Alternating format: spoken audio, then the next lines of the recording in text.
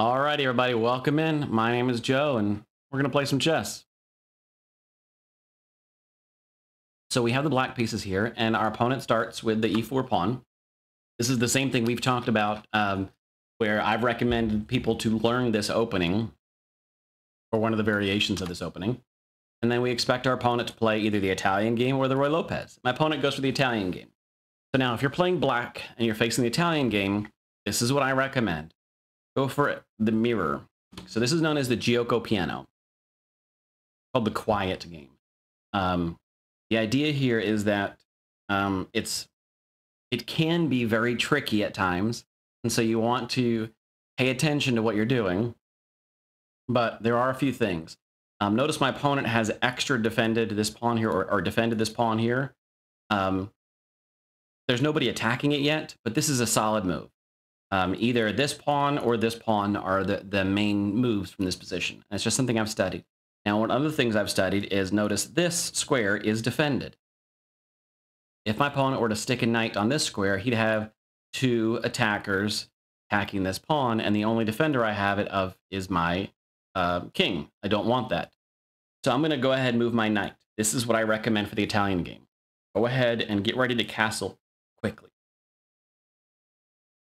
So when your opponent plays the Italian game, you mirror them, and then you bring your knight out.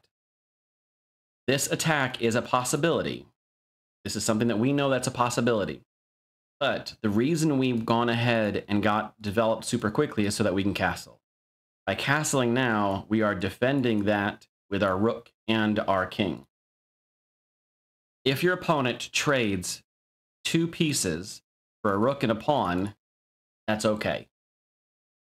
That is okay. It might feel weird. It might feel awkward, but it's okay. There we are. So now we have a nice setup. We're happy. We're comfortable. The one thing we do want to watch out for is this particular bishop coming down. You don't have to do this. There is nothing saying that you have to push h6. You can happily let that sit there because you've got that knight defended twice. And if you're really, really worried about it, you can bring your bishop back. Not the end of the world. Question I now have to decide is, how do I want to develop my light square bishop? I think I want to just push this light square bishop back.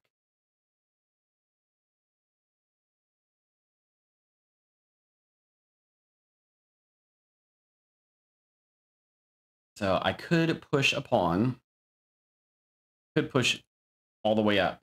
I technically have that square defended twice by the queen and the knight. So I could happily stick that pawn there. And if everything gets traded away, my queen is in the center of the board, and we've traded off all the materials. I'm going to try it. I don't know if this is the right thing to do. I always try this line, and it always ends up not being what I want to do, but I'm going to go for it anyway. Now, one of the other things that I know about the Italian game is sometimes this knight makes a journey like that. Don't know why, I just know that that's one of the themes of the Italian game. And if you're learning the Italian game, you're going to learn about that knight's journey. Maybe you can explain to me exactly what the purpose is, but like I said, I've seen it happen enough times that I know that this is a theme of this opening. Now, this knight is defended. Still have this pawn defended. The rook can easily get involved. My rook can get involved. I'd like to bring my bishop here, I think.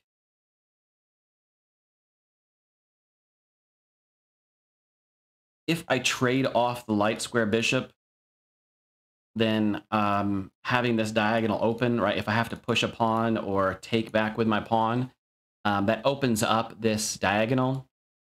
And having light square bishops gone means that it's not that big of a deal. Oops, don't actually pre-move anything. That's something to keep in mind. Now, my light square bishop, I don't know what I'm going to do with it. Like I said, probably stick it here. Queen needs to get developed somewhere. I'm not certain where I want the queen to go. I might just park it up here on d2 for the time, or d7 for the time being, just to do something with it.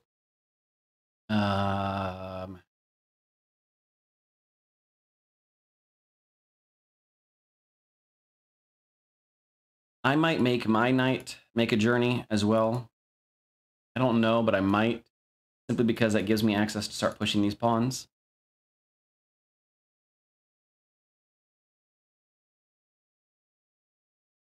So I know in the most recent game I talked about wing play, right? If somebody starts pushing, okay, it's still on his clock.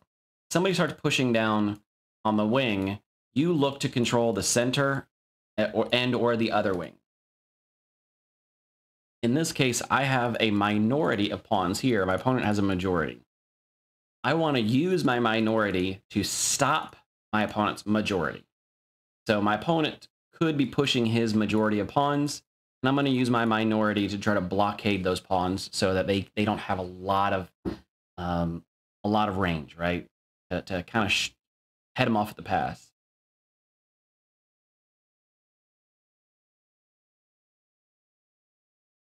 This knight technically could move up here to f4, but all my opponent has to do is simply push his g3 pawn, which is an okay structure. Let's see if I can do this in colors, which is an okay structure for white anyway. So then I'm forced to retreat my knight. I lose tempo there. This knight is only defended by my queen right now. My opponent has left the game. Well, all right. So I'm gonna give it. Well, we have to wait another minute. I'm gonna pause here. I've rambled on as long as I possibly can, but it looks like my opponent has had some connection issues. So it's a very even board game right now, or every even board position right now. So there's really no advantage one way or the other.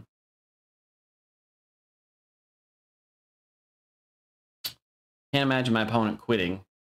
Not like this is a rage quit. So I think they just must be having internet issues. Ooh, yeah. I mean, they got... Yeah, so it looks like they're just having connection issues, which sucks. We'll let it go and see what happens. I'm going to pause, and maybe we'll come back and see what happens. So they never made it back, so I'm just going to click call a draw. This is not fair to my opponent to lose the game, to lose a whole game just because their internet crapped out on them, so I'm just going to call it a draw. This is a very even position. So if we analyze it, I bet the analyzer even says it's pretty even. Yeah, very even, slightly in black's favor, but man, not enough to for our level that we're playing at. Yeah, it's even as the engine goes deeper and deeper, it's finding out this is more and more even. So this is a very even match. This is a draw. Just call it what it is. Move on with life. I didn't go up or down any. My opponent got 2 elo points. Not a big deal either way. But yeah, so this is the Italian game. Put the Opening Explorer on. This is another one of the most well-known openings on the planet. It's still played at every level of chess. Everyone has played and will play the Italian game at some point in their lives. The Giuoco Piano. It's called the quiet game because typically you don't see a lot of traded pieces early on. Typically what ends up happening is both players start to position their pieces, incrementally get better and better squares for their pieces to get them where they're comfortable with. And then you'll see stuff getting traded off after each person kind of jockeys for position. This is the classical. Okay, I always get them backwards. Classical, and this is the Giuoco Pianissimo, the even quieter game. Now, the idea being here that the traditional Italian game immediately strikes in the center. A very quiet game starts off by defending this pawn, then this. Then you might see this pawn get pushed, eventually supporting this pawn coming up. So it's even smaller steps, the Giuoco Pianissimo, even quieter game, or the very quiet game. But the idea being that, again, you're just jockeying for position. Now, from here can lead to one of the greatest names in chess history. The best named opening, the opening with the greatest name of all time. The fried liver attack. Now, the fried liver attack is my favorite name in all of chess. And I don't know if I'm going to be able to execute it perfectly because I don't remember it offhand. But it goes like this. Castle. Then do you attack right away? Forget how you do it. Is it this one?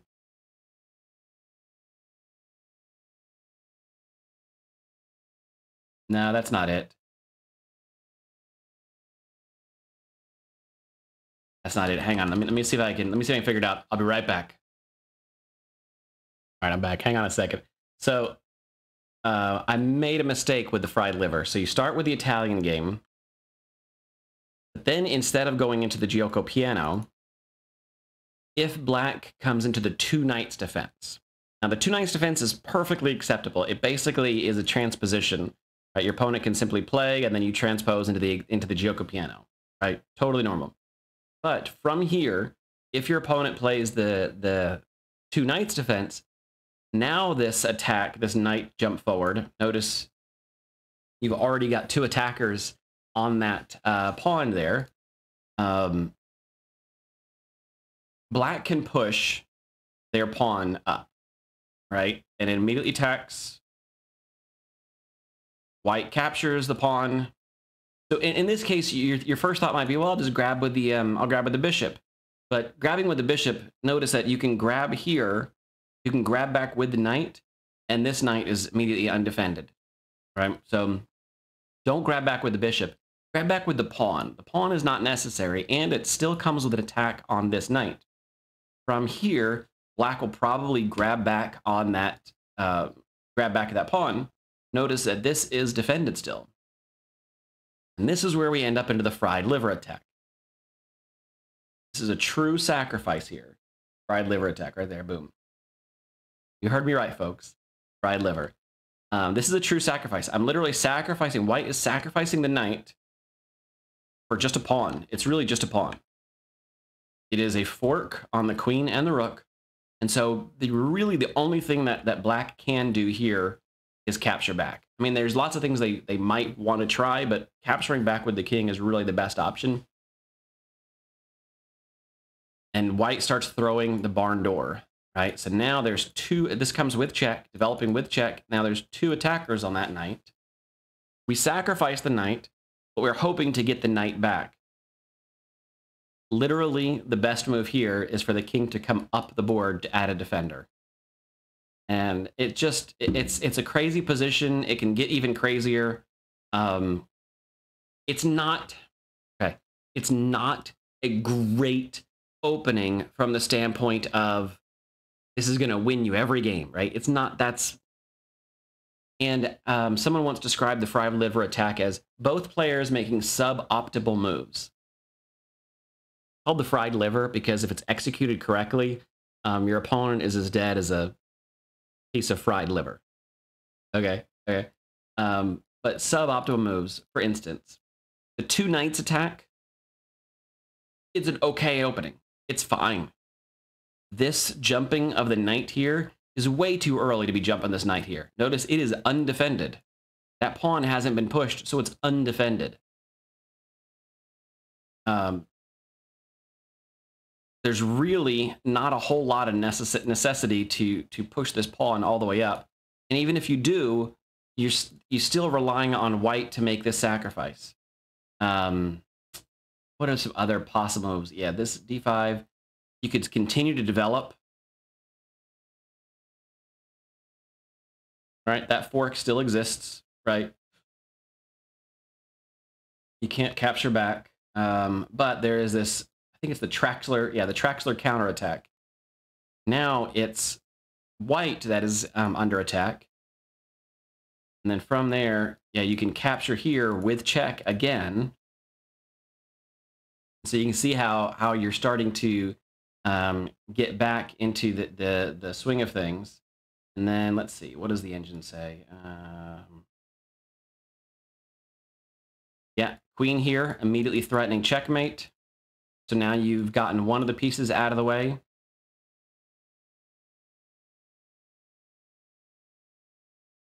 You can continue by sacrificing material. Captures with check. And now finally we can get the king to safety. In fact, we can castle here technically. You don't want to do that because you're directly under the auspices of that bishop. I don't think there's any real good... Oh, no, you can't because that is pinned. That knight is pinned.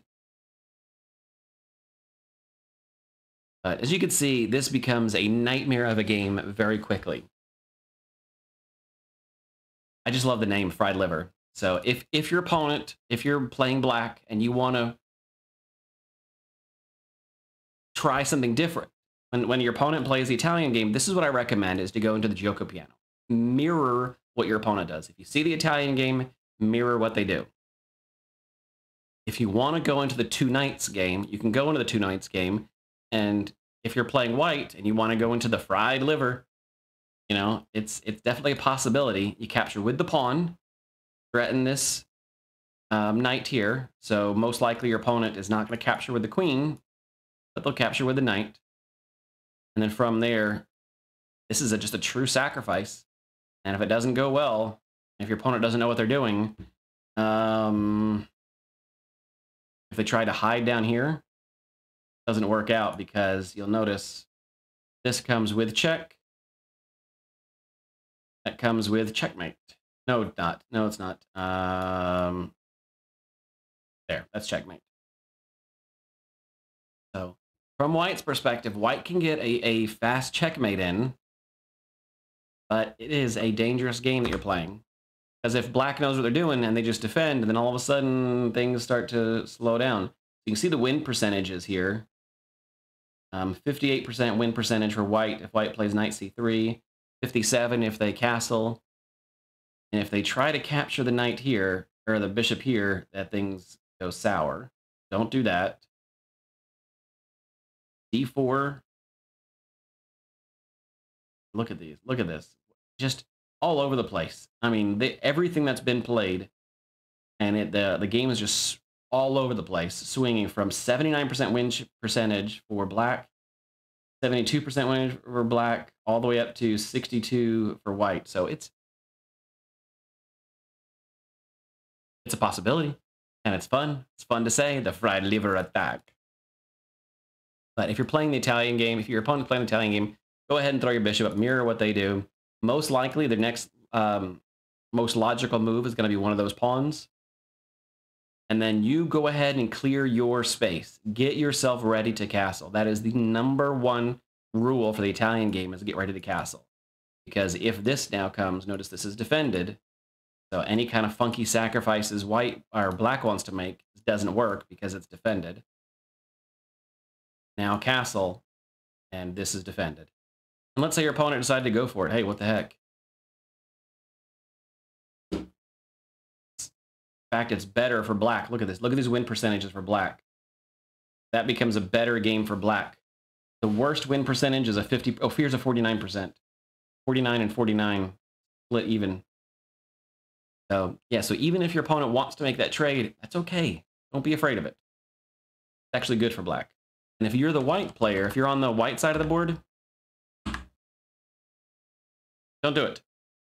Do like my opponent did. Go back, or don't even bother with this at all. If you were the white player and black has already cleared the space to castle, this is not going to work for you. So just don't do it. Not worth it. Yeah, better. Yeah, you can see all these better moves here. Castle c3 to prepare d4. Get the other knight involved. Your bishop pinning this knight. The fine option as well. h3, take away black's counterattack. And knight g5 is down there, but look, the win percentage drops down to 41% for white and 55% for black. So it's not worth it. Not worth it. All right. So there's your mini lesson on the Italian game and a mini overview of the Fried Liver. I had to ramble on this video just because the game didn't go very far. You see the Italian game? Mirror. Clear your back row. Get ready to castle as fast as possible. And then just castle. And don't be afraid of this as long as you're castled. Now, if your opponent does something like that, that's fine. You can push the knight back. You can continue with your own development. The only thing to worry about maybe something like this, because now there's 3 attackers here, but okay, now there's 3 defenders. So it's not the end of the world either way. All right, guys, that's it. Really rambling video. I'll stick it up there anyway and see what happens. All right, guys, talk to you later. Bye.